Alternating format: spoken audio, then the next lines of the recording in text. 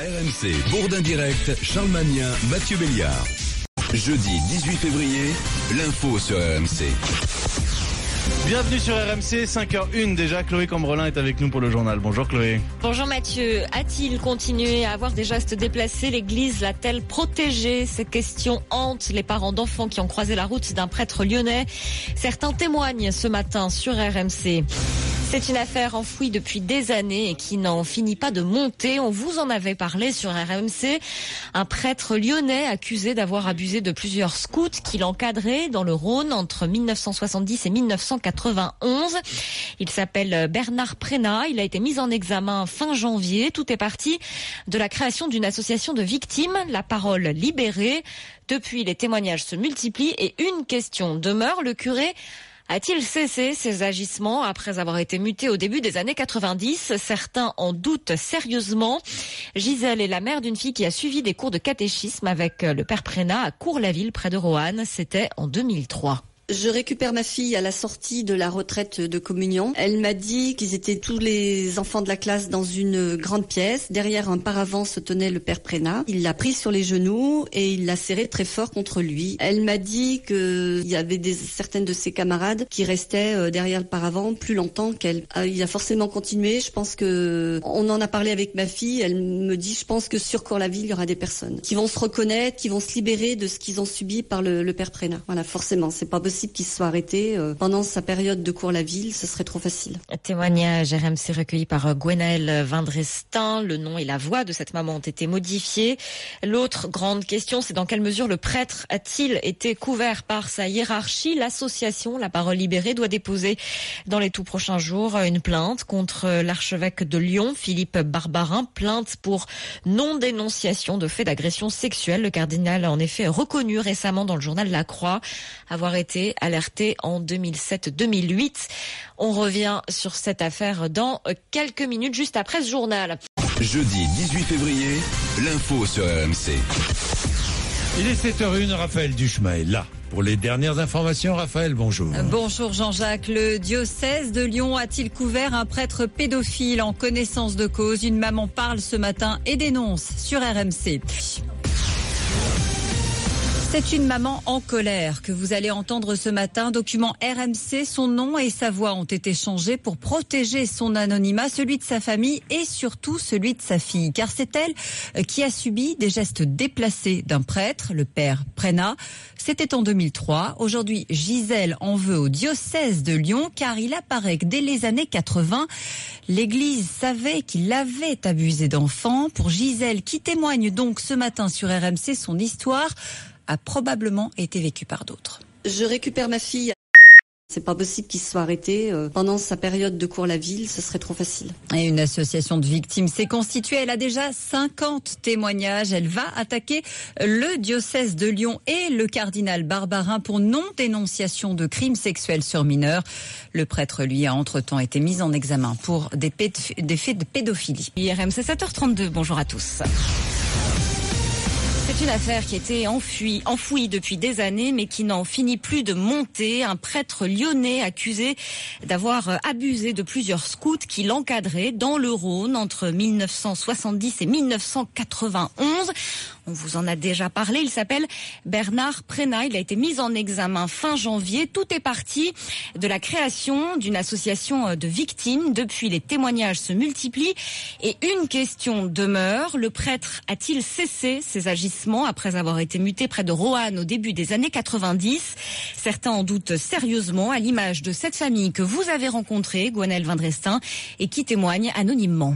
En 2003, la fille de Paul a suivi les cours de catéchisme du père Bernard Prénat à l'école privée Saint-Charles de Cours-la-Ville et voilà ce qu'elle lui a raconté la veille de sa communion. Notre fille, lorsqu'elle est rentrée, nous a simplement dit que la confession s'était passée un petit peu de façon bizarre. Derrière le paravent, sur les genoux du prêtre, rapprochée, elle nous a dit que le prêtre cherchait à la serrer contre lui. Notre fille nous a avoué qu'elle s'était débattue effectivement et après il ne s'est rien passé d'autre. À l'époque, Paul n'a averti ni le diocèse ni la police police, il ne compte pas le faire 13 ans plus tard, mais il en veut à l'église d'avoir laissé ce prêtre exercer avec des enfants. De la colère, de l'incompréhension. Si effectivement l'église était au courant, je trouve que cela est très grave. L'association de victimes La Parole Libérée a recueilli quelques témoignages pour cette période, mais elle encourage ceux qui n'auraient pas encore parlé à se signaler. Franck Favre est l'un de ses membres. Le fait de communiquer, c'est justement pour essayer de toucher d'éventuelles victimes esseulées, mais il faut leur donner cette opportunité de pouvoir parler s'ils le désirent. Les enquêteurs demandent d'ailleurs à tous ces nouveaux témoins de se faire connaître, même s'ils pensent que les faits peuvent être anodins ou prescrits. Reportage RMC de Gwenaëlle Vindrestin et l'association La Parole Libérée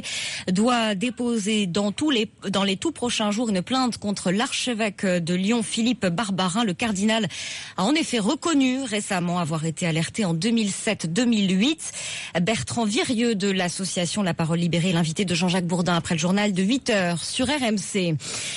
Jeudi 18 février, l'info sur RMC. À la radio, sur votre portable, votre tablette, sur Internet, RMC. Il est 8h01, merci d'être avec nous. Raphaël Duchemin, vous êtes là pour les dernières informations. Raphaël, bonjour. Bonjour Jean-Jacques. Une association de victimes s'apprête à porter plainte contre le diocèse de Lyon et le cardinal Barbarin pour non-dénonciation de crimes sexuels sur mineurs. Elle soupçonne l'Église d'avoir couvert un prêtre mis en examen depuis pour des faits de pédophilie, tout en ayant su qu'il avait abusé d'enfants. Une maman témoigne dans quelques minutes avec Jean-Jacques Bourdin sur RMC. 8h11. Allez, le cardinal de Lyon, Philippe Barbarin, a-t-il couvert un prêtre soupçonné de pédophilie? On en parle. Je suis dans un instant avec Bertrand Virieux, secrétaire de l'association La Parole Libérée, lui-même victime du prêtre Bernard Prénat. Lorsqu'il était scout, ce prêtre, le père Bernard Prénat, 71 ans, a été mis en examen le 27 janvier dernier, placé sous contrôle judiciaire. Il est soupçonné d'agression sexuelle sur plusieurs scouts dans les années 80. Il est 8h11. RMC, l'info, le matin, c'est là que ça se passe.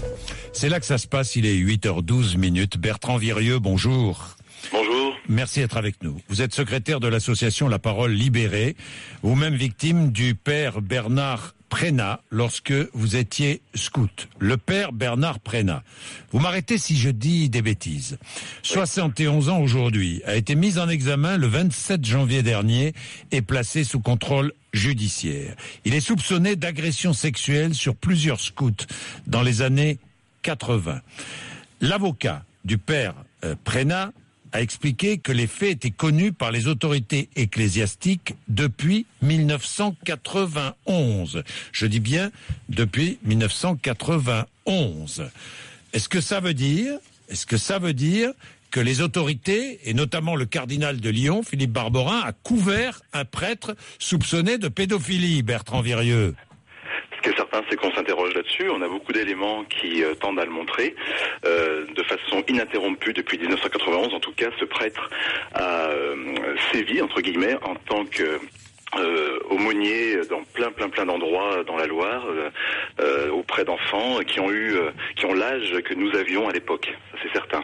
Est-ce que vous allez déposer plainte contre le cardinal Barbarin? Alors pas moi-même, mais il y a effectivement des membres de notre association qui, en leur nom propre, s'apprêtent à déposer une plainte pour non-dénonciation et puis même possiblement pour mise en danger d'enfants. Oui. Le cardinal Barbarin a expliqué qu'il avait pris connaissance des comportements du père Prénat vers 2007-2008. Il a expliqué qu'il avait pris rendez-vous avec lui pour lui demander si depuis 1991 il s'était passé la moindre chose.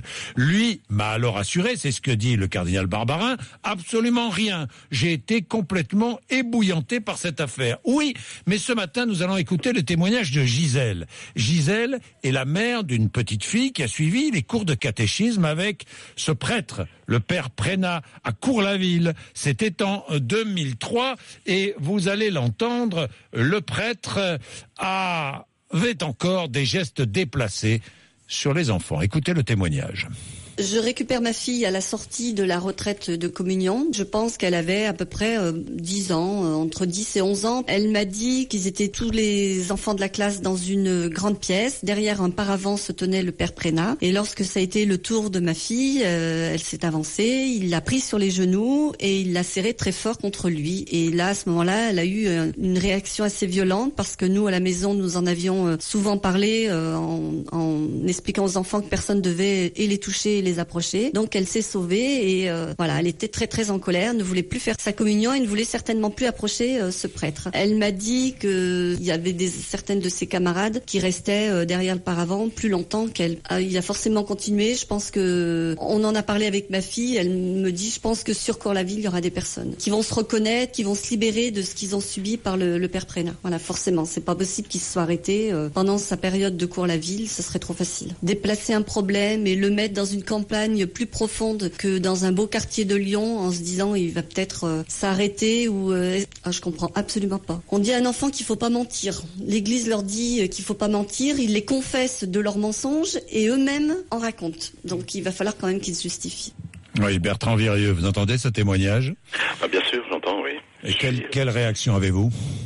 C'est une réaction de lucidité. Nous, on a été des dizaines de victimes.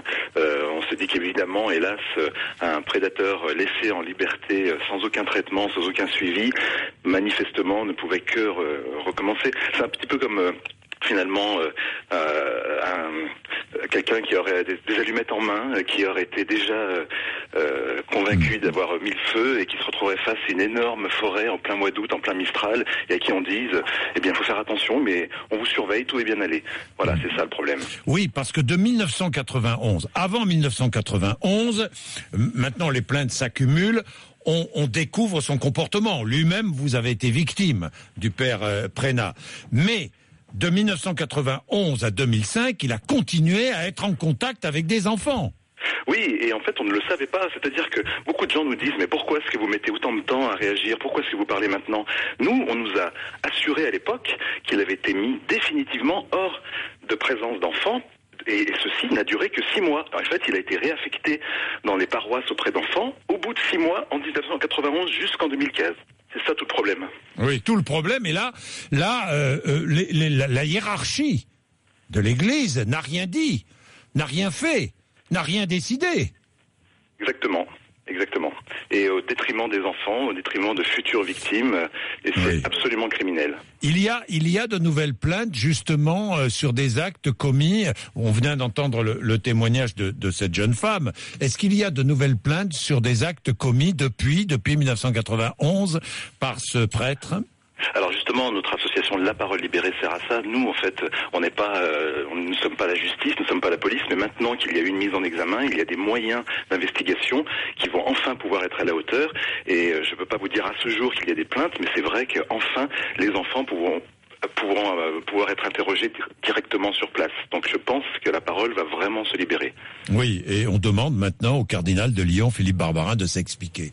Évidemment, vous avez besoin qu'il s'explique. N'est-ce pas, Bertrand Virieux ? C'est une nécessité et cette œuvre de bien public que de dire la vérité, tout simplement. Merci beaucoup. Merci Bertrand Virieux. Merci. Je vous en prie. Jeudi 18 février, l'info sur RMC. RMC 9h. Le journal de Raphaël Duchemin. Bonjour Jean-Jacques, bonjour à tous. Une association de victimes va porter plainte contre le diocèse de Lyon et contre l'archevêque, le cardinal Barbarin, pour non-dénonciation de crimes sexuels sur mineurs. Elle a même déjà récolté une 50aine de témoignages. Elle soupçonne l'Église d'avoir couvert le père Prénat jusqu'en 2015, date à laquelle il a été mis en examen pour des faits de pédophilie. Or, depuis les années 80, le prêtre avait déjà eu des gestes déplacés envers des enfants. Il avait été muté entre-temps. Merci. Nous allons commencer tout de suite. Ce matin, entre 8h et 8h30, nous avons évoqué l'affaire du père Bernard Prénat. Prêtre, le père Prénat, prêtre lyonnais, qui a 71 ans aujourd'hui, qui a été mis en examen le 27 janvier dernier et placé sous contrôle judiciaire, soupçonné d'agression sexuelle sur plusieurs scouts dans les années 80. il y a une association, La Parole Libérée, qui a été créée, qui regroupe beaucoup de victimes du père Prénat. Bertrand Virieux, le secrétaire de l'association, était avec nous ce matin. Le problème, c'est que le père Prénat a parlé de ce qui s'est passé au cardinal Barbarin, qui affirme avoir été mis au courant des comportements du prêtre. Il a été mis au courant, selon le cardinal Barbarin, vers 2007-2008. Mais le prêtre a continué.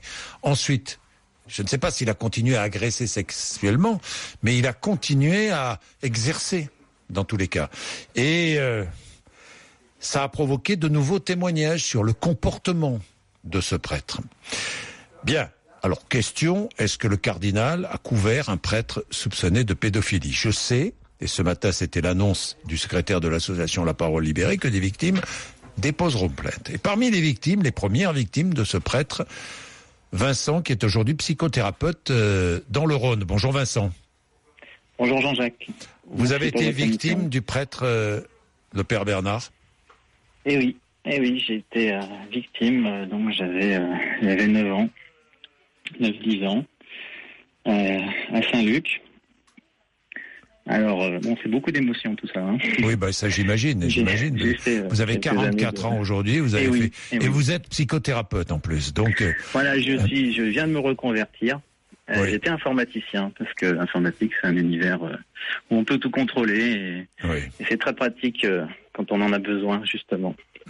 Parce qu'on est enfermé, finalement.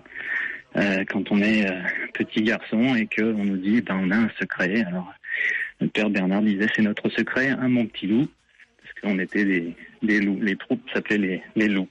Les loups. Voilà. C'est un secret, mon petit loup, disait-il. Voilà. Vous disait-il. Voilà. À vous les enfants. Oui. Vous aviez quel âge, Vincent ? Oui, j'avais 9 ans à peu près. Vous avez 9 ans. Voilà, on est très malléable à cet âge-là. Évidemment. Et puis, et jamais, à aucun moment, vous n'en avez parlé à vos parents ? Non. Le secret était gardé. Alors, je donnais des signes. Je disais, le short me gratte, j'ai mal au ventre. J'essayais de ne pas aller au scout, effectivement. Mais voilà, les parents disent souvent, il faut pas trop s'écouter, allez, vas-y.